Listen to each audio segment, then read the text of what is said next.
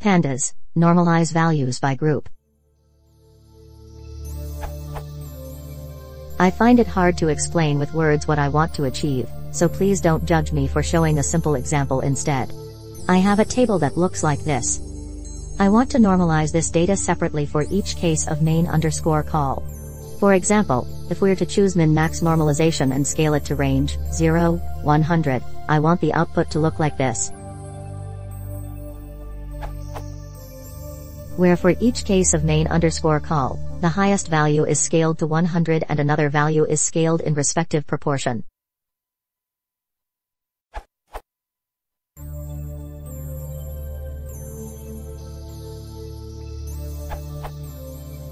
You can use group_transform max to get the max per group, then normalize in place. Or output.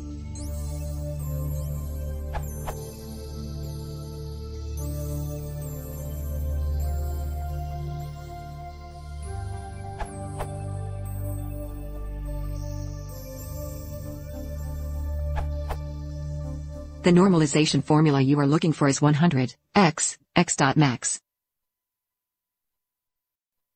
Result.